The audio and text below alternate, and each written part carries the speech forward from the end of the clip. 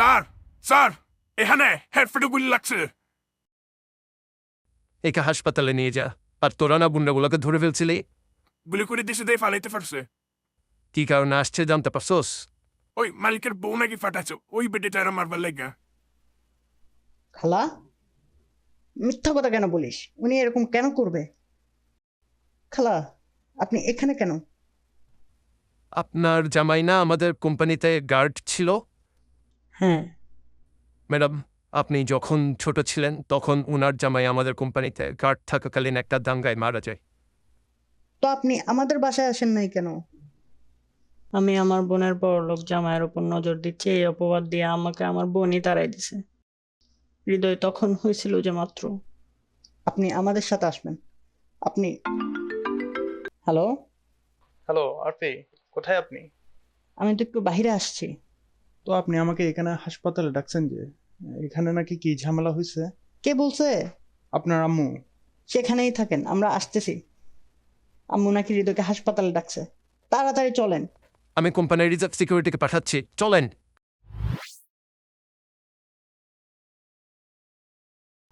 ওই, কে পাঠাইছে তোদেরকে? ভাই আমি কিছু করি নাই ভাই।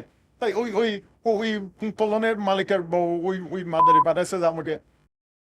এত কিছু করে বলে কিছু করি নাই, আবার গালিও দেয়।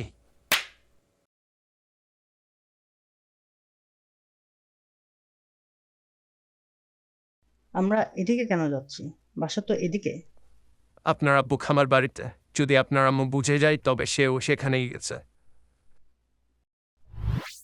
খোলো বলতেছি, আজকে তোমার শেষ দিন দেখেই ছাড়বো। তোমার শেষ দিন চলে আসছে আম্মু।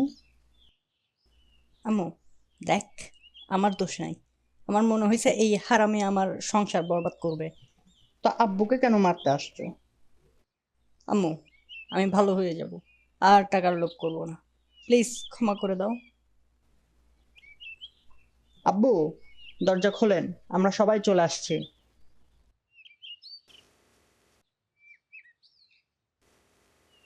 সাক্ষী প্রমাণ সব তো আছে, তাই না? জি আব্বু, সব আছে। এই বজ্জাত মহিলা আর কখনো বের হতে পারবে না।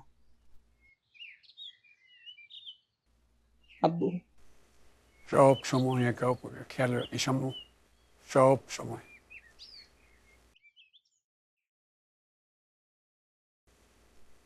সবাই গিয়ে একটু আরাম করে নাও, অনেক ঝামেলা সহ্য করা হয়েছে। খালা, ওই রুমে বিছানা, ওয়াশরুম সব আছে।